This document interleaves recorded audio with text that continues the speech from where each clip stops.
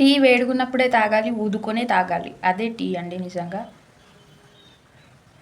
Morning అయితే వేడి చేసి పెట్టిన పాలైతే ఉన్నాయి. ఇంకా ఇవి వేడి చేసుకుందాం. గ్యాస్ అయితే ఆన్ చేసుకుందాం. ఇంక ఇవి కొంచెంసేపు అయితే వేడి కానీ.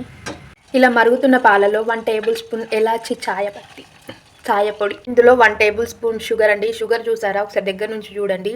ఇది సాల్టా షుగర్ అర్థం కావట్లేదు, ఇంకేసేస్తున్నా. 1 టేబుల్ ఆఫ్ షుగర్.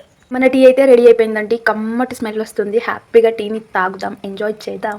చిన్న టీ కప్పునైతే తీసుకున్నాండి. ఇంకా ఇంట్లో స్ట్రెయిన్ తీసుకుందాం, స్ట్రైనర్ కూడా పెట్టేసుకుందాం. పాలు మొత్తం మగ్గి ఇంత అయిపోయిందండి. ఇంకా ఇది అంత పాలకు మనకి ఇంత టీ వచ్చింది.